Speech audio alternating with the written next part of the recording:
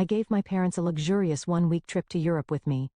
When I picked them up to go to the airport, they told me they decided to go with my jobless sister instead of me. My mother smiled.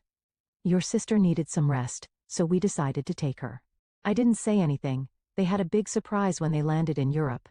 You're late, my mom said as she stepped out onto the porch, pulling her suitcase behind her. I glanced at the clock on my dashboard. It was 6:02 a.m. 2 minutes late, Mom, I said, forcing a smile. I got out of the car to help with the luggage, but then I saw her, my sister Lauren, emerging from the house with her own suitcase in tow. My smile froze. What's going on? I asked, trying to keep my voice steady. My mom turned to me, her expression far too cheerful for the situation. Oh, Violet. We decided Lauren should come instead of you. She's been so stressed lately, and she really needs this trip. My chest tightened. Instead of me? Mom, I've been planning this for years.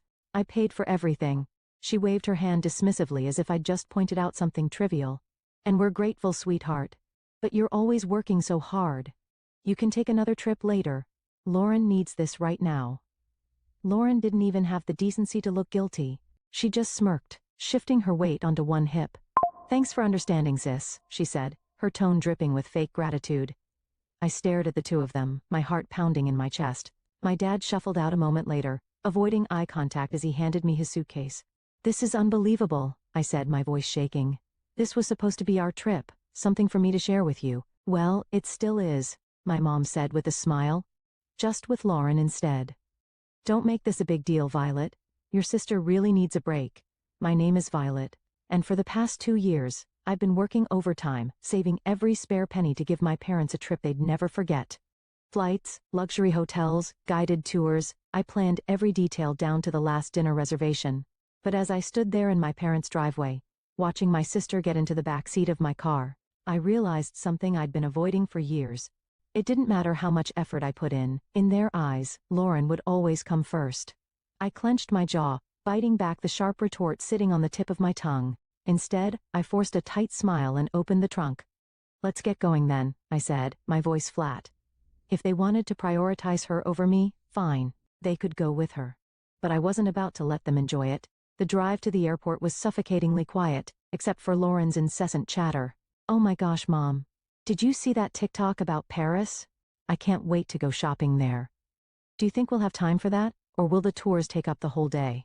My hands gripped the steering wheel tighter as I stared straight ahead, forcing myself not to say anything. My mom chuckled softly. Of course, we'll have time. We'll figure it out when we get there. I bit the inside of my cheek. When we get there. They didn't even seem to notice I wasn't part of that we anymore. At one point, my dad cleared his throat. Thank you for driving us, Violet. I know this probably feels unusual. I glanced at him in the rearview mirror. Unusual? That's an interesting way to put it, Dad. He didn't respond. He just shifted uncomfortably in his seat, probably wishing he hadn't spoken at all. Lauren leaned forward from the back seat, her voice grating. You're not mad, right? I mean, this is really big of you letting me go. I could never have afforded this on my own. I clenched my jaw and forced a tight smile. Of course, Lauren. Enjoy the trip. By the time we pulled up to the airport drop-off zone, my patience was hanging by a thread. As I helped unload their luggage, my mom gave me a hug. Thank you for understanding, sweetheart. This means a lot to us and to Lauren. I nodded stiffly. Sure, Mom. Lauren beamed as she wheeled her suitcase toward the entrance. Thanks, Violet. You're the best. I stood there watching them disappear into the terminal, my chest tight with anger and hurt. The ride back home was a blur. I replayed the conversation in my head over and over, each word cutting deeper than the last. This means a lot to Lauren. You're not mad, right? You're always working so hard. I parked in my driveway and sat in the car for a few minutes, gripping the steering wheel until my knuckles turned white. Then, without a second thought, I marched into the house, pulled out my laptop and logged into every travel account I'd used to book the trip. Hotel reservations, canceled. Tours, refunded. Airline upgrades? Nope. I stared at the confirmation emails piling up in my inbox, feeling the tightness in my chest start to ease. They wanted to take Lauren instead of me? Fine. But they wouldn't be staying in 5-star hotels or enjoying private tours on my dime. When I closed my laptop, a sense of satisfaction settled over me. They could explain themselves to the front desk staff in Paris. I was done being their doormat. The call started as soon as their flight landed. My phone buzzed repeatedly as I unpacked my suitcase, the one I'd packed so carefully for a trip that was no longer mine. The irony wasn't lost on me as I hung up my dresses and neatly placed my shoes back on the shelf. The buzzing continued, filling the room with its relentless vibration. I sighed, picking up the phone and glancing at the screen. My mom's name flashed across it, accompanied by several missed calls and texts. I unlocked the phone and scrolled through the messages. "Violet, what's going on? The hotel won't let us check in. The reservation is missing. Call me immediately." "Violet, this isn't funny. Fix this now." A laugh escaped me before I could stop it. "Fix this? They really thought I'd swoop in and save the day after what they'd done?" The phone buzzed again, this time with a call from Lauren. I let it ring out, only for her to leave a voicemail. "Violet, this is so petty," she snapped, her voice dripping with entitlement. "We're stuck here because of you. You need to call the hotel and fix it now." I rolled my eyes and deleted the voicemail without listening to the rest. For years I'd been their fixer, the one who smoothed over every mistake and picked up every slack. Not anymore. Eventually I decided to answer, if only to stop the barrage of calls. My mom's voice hit me like a tidal wave of anger as soon as I picked up. "Violet, what did you do? The hotel says the reservation was canceled and none of the tours are booked anymore." I let her rant for a moment, then calmly replied, "I canceled them." There was a long stunned silence before she hissed, "Why would you do that?" "Oh, I don't know," I said, my tone laced with sarcasm. "Maybe because you decided to take Lauren on my trip. You're lucky I even drove you to the airport." "We thought you'd understand," she snapped. "Understand what?" I asked, my voice rising. "That years of saving and planning didn't matter because Lauren needed a break? That my hard work meant nothing to you? Guess what, Mom? I don't understand, and I don't care to." I hung up before she could respond and turned my phone off, tossing it onto the couch. The silence that followed was blissful, and I felt like I could breathe again. If they wanted to prioritize Lauren, fine, but they could figure out the rest of the trip without me. The silence lasted only a day. By the next morning, my phone was buzzing again with calls and messages.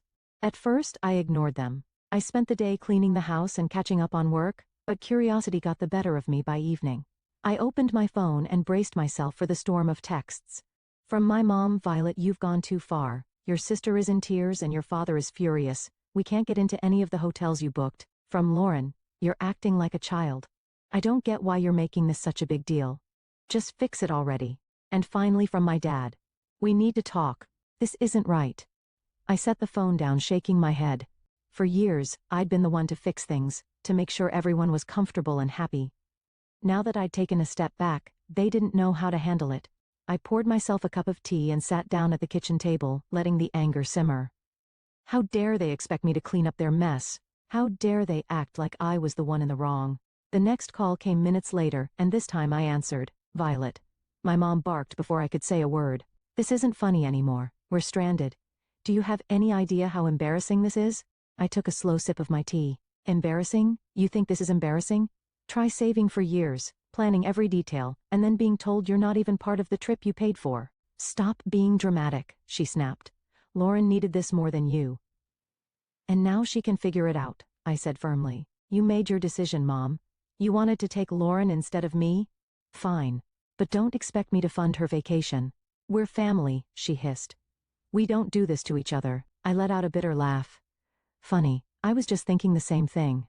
Lauren's voice came through the background, whining, "Mom, just hang up on her. She's being impossible." That was the final straw. "Enjoy your trip," I said, my tone icy. "Oh wait, you can't. Because it's not your trip, it was mine. And now it's nobody's. Goodbye." I hung up before she could respond and turned my phone off again. For the rest of the evening, I felt an odd mix of anger and relief. Anger that they'd put me in this position, but relief that I'd finally stood up for myself. They could call me dramatic all they wanted. For the first time in my life, I wasn't letting them take advantage of me. The next few days were blissfully quiet. With my phone turned off, I finally had space to think clearly, free from the barrage of guilt trips and accusations. I spent my mornings sipping coffee on my back porch, enjoying the calm I'd craved for so long. My afternoons were filled with work and catching up on little projects I'd been putting off, things that reminded me how capable I was when I wasn't bogged down by their endless demands. But by the third day, curiosity got the better of me. I turned my phone back on to find over a dozen voicemails waiting for me. The first few were from my mom. growing increasingly hysterical with each one. Violet, you need to call me back right now. This has gone too far. I can't believe you're doing this. You've humiliated us. We're your parents. How could you treat us this way? Then came Lauren's messages, full of the same entitled tone she'd always used. This is so petty even for you. You're ruining everything. Just fix it, Violet. And finally my dad's voice, quieter, but no less pointed. Violet, I don't understand what's happened to you. Call us back so we can sort this out. I hesitated before listening to the final voicemail, a long one from my mom. Her voice was quieter this time, tinged with frustration and exhaustion. Violet, she began, we're back at the airport now. The trip is ruined, and I hope you're happy with yourself. Your sister is devastated, and your father and I are, well, disappointed doesn't even begin to cover it. Call us when you're ready to talk. I deleted the voicemails without replying. I wasn't ready to talk, and honestly, I didn't know if I ever would be. This wasn't a one-time mistake. It was the culmination of years of them putting Lauren first and expecting me to accept it with a smile. As the hours passed, I found myself reflecting on all the times I'd been overlooked or dismissed. Every holiday where Lauren's whims dictated the plans. Every family gathering where my accomplishments were treated as afterthoughts. This trip had been the breaking point, but the cracks had been forming for years. That evening, Grace stopped by unannounced, carrying 2 cups of coffee and an unmistakable look of curiosity. I heard about what happened, she said, setting the coffee on the table. Your mom called me yesterday. Of course, she had. My mom had always been good at recruiting allies when she wanted to guilt me into compliance. And? I asked, taking a sip. Grace shrugged, a sly smile creeping across her face. I told her you were probably busy and would get back to her when you were ready. I laughed, shaking my head. You're the best. No, you're the best, she said, her tone suddenly serious. Because you finally stood up for yourself. I know how hard that is, Violet. Don't let them drag you back down. Her words stuck with me long after she left. Grace was right. I'd spent too long bending over backward to please people who never seemed to care about my efforts. It was time to break that cycle once and for all. By the time the weekend rolled around, I felt a strange sense of clarity. The anger was still there, simmering under the surface. But it was joined by something I hadn't felt in years. Freedom. Freedom from their endless expectations. Freedom from being the family's fixer. Freedom to finally live on my own terms. But, as expected, the silence didn't last. It was Sunday afternoon when I finally got a call that I decided to answer. This time, it was my dad.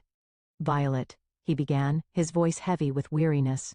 Your mom wanted me to call. She thinks you'll listen to me. Go on, I said, leaning back in my chair. He let out a sigh. Look. This has all gotten out of hand. Your mom's upset, Lauren's furious, and, well, it's just a mess. But you're better than this. I stiffened, his words igniting a fresh wave of anger. Better than what, Dad? Standing up for myself? Refusing to let you walk all over me again? That's not what I meant, he said quickly. It's just you've always been the reasonable one. The one who keeps everything together. This isn't like you. I laughed, a short bitter sound. You're right. It's not like me. Because I'm not bending over backward to clean up your mess. He paused, and for a moment, I thought he might finally see my side of things. But then he said, You're punishing the whole family over one decision. Is that really fair? Fair? I repeated, my voice rising. You want to talk about fair?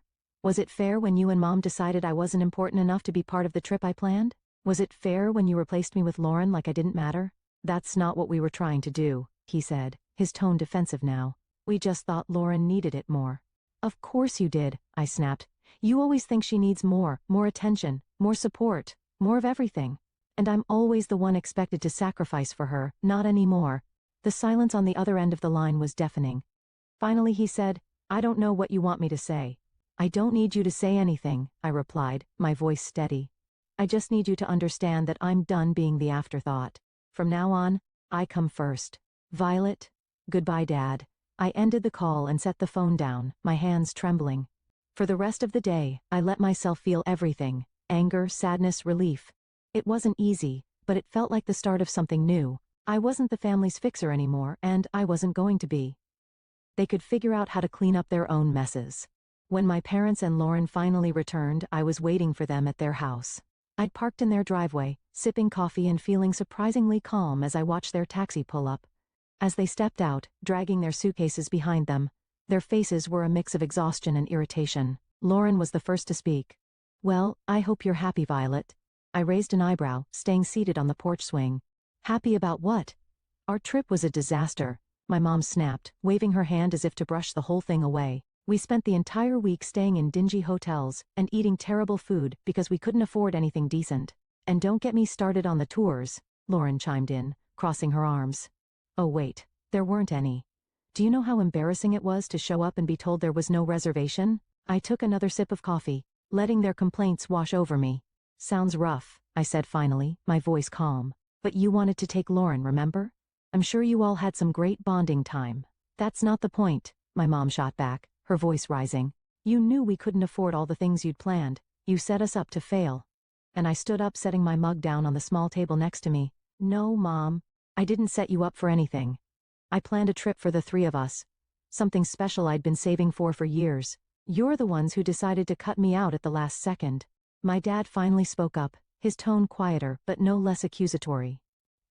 You didn't have to cancel everything, Violet. That was extreme. Was it? I asked, folding my arms. Why should I have paid for a trip I wasn't even invited to? If Lauren needed it so badly, you should have planned it yourselves. You are lucky that I didn't cancel the return flight.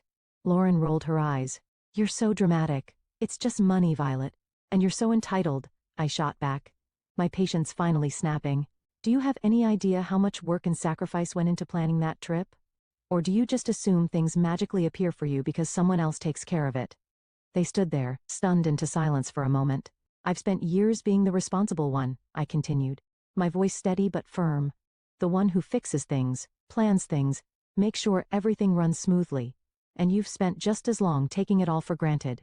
That's not fair, my mom started, but I held up a hand to stop her. No, Mom. What's not fair is how you treated me.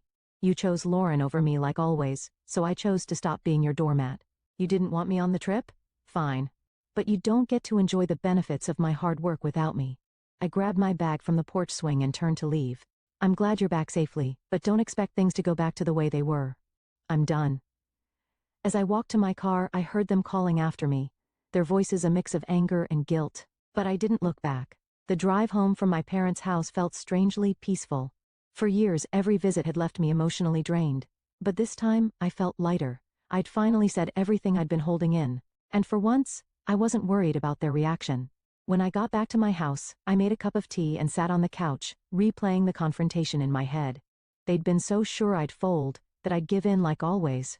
But watching their stunned faces as I walked away was a reminder of how much I'd changed. They could be angry, hurt, or embarrassed.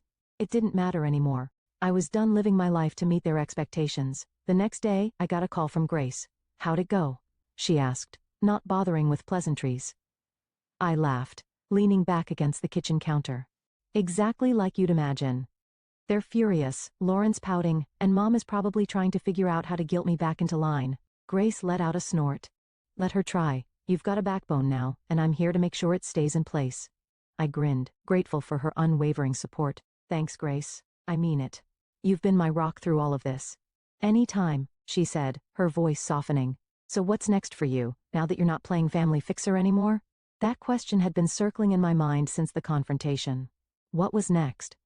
For years, so much of my energy had been poured into trying to please my family, trying to earn their approval. Now that I'd let go of that burden, the possibilities felt endless and a little intimidating. I don't know yet, I admitted, but I feel like I get to decide. Not them, not anyone else, just me. Sounds like the start of something amazing, Grace said. And I could hear the smile in her voice.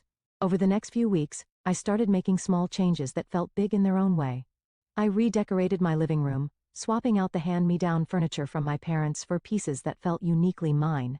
I spent weekends exploring local cafes and parks, things I'd always meant to do but never made time for.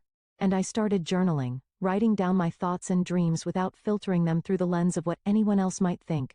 Each small step felt like reclaiming a part of myself I hadn't realized I'd lost. One evening, I sat down with Mai and opened the spreadsheet I'd used to plan the trip. The canceled reservations stared back at me, and I didn't feel a pang of regret. Instead, I felt a surge of determination. That money had been meant for a once-in-a-lifetime experience, and I wasn't going to let it go to waste. Closing the spreadsheet, I opened a new browser tab and typed solo travel ideas. A few weeks after my parents' return, I booked a solo trip to Italy. It wasn't the same itinerary I'd planned for them, and it wasn't about proving a point anymore. This was for me, a chance to celebrate my independence and finally put myself first. The moment I landed in Rome, I felt a surge of excitement and nervousness. I'd never traveled alone before, but as I stepped out of the airport and into the bustling city, I knew I'd made the right decision. I spent my days wandering cobblestone streets, marveling at ancient ruins, and indulging in meals at charming little cafes.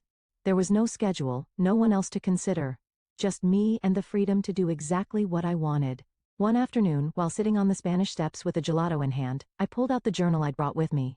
For years I'd written about what I wanted to achieve, but those dreams were always wrapped up in making someone else happy. Now, as I wrote, the focus shifted. Learn a new language, start a small business, travel to at least 5 more countries. The list grew, each goal a reflection of the life I wanted to create, not the one I'd been expected to live. On my last night in Florence, I had dinner at a small family-run restaurant overlooking the Arno River. As I watched the sunset paint the sky in hues of orange and pink, I felt a deep sense of peace. This trip had been more than just a vacation, it was a turning point. I'd spent so much of my life trying to earn my family's approval, but here, thousands of miles away, I realized something important. I didn't need it. I was enough, just as I was. When I returned home, my parents tried to reach out again, this time with softer tones and carefully worded messages. "Hope you had a nice trip," one text from my mom read. "Maybe we can all talk soon?" I stared at the message for a moment before setting my phone down. I wasn't ready to reply, and that was okay. This time, it would be on my terms. As I unpacked my suitcase and placed souvenirs on my shelves, I felt a sense of pride. A week after returning from my trip, I received a call from my mom. This time I answered. "Hi Violet," she began, her tone unusually soft. "How was your trip?" "It was amazing," I replied, keeping my voice neutral. "That's good to hear," she said, pausing as if searching for the right words. "We've been thinking a lot about what happened. Maybe we handled things poorly." The admission surprised me, but I wasn't ready to let her off the hook just yet. "Poorly? You replaced me on a trip I planned and paid for without even asking. Poorly is an understatement." "I know," she said quietly. "Your dad and we didn't realize how much it would hurt you." "And Lauren?" I asked. "Does she feel bad too, or is she still blaming me for ruining her vacation?" "She's upset," my mom admitted, "but I think she knows she could have handled things better." I sighed, leaning against the counter. "Mom, this wasn't just about the trip. It's about years of putting her first and expecting me to pick up the slack. I'm not doing it anymore." "I understand," she said after a moment. "We're going to try to do better. We don't want to lose you." Her words tugged at something deep inside me, but I'd learned enough not to let guilt dictate my choices. "I'm glad to hear that," I said. "But it's going to take more than words to fix this. I need to see real effort, not just apologies." "You will," she promised. "We'll give you the space you need, but I hope you'll let us back in someday." After the call, I felt a mix of emotions. Relief that they were finally acknowledging their behavior and skepticism about whether they'd actually change. But as I sat down with my journal that evening, I realized something important. Whether or not they changed wasn't my responsibility. Over the following months, I kept my boundaries firm. I responded to their calls and texts when I felt like it, but I didn't go out of my way to fix things or smooth over conflicts. Instead, I focused on building the life I wanted. I signed up for a photography class, something I'd always dreamed of doing but never had the time or energy for. I joined a local hiking group, and even started planning my next solo trip. Each step I took felt like reclaiming another part of myself. One day, as I sat on my porch watching the sunset, I realized how far I'd come. I wasn't the person who bent over backward for people who didn't appreciate me. I was someone who valued herself, who set boundaries, and who wasn't afraid to stand up for what she deserved. I felt truly free.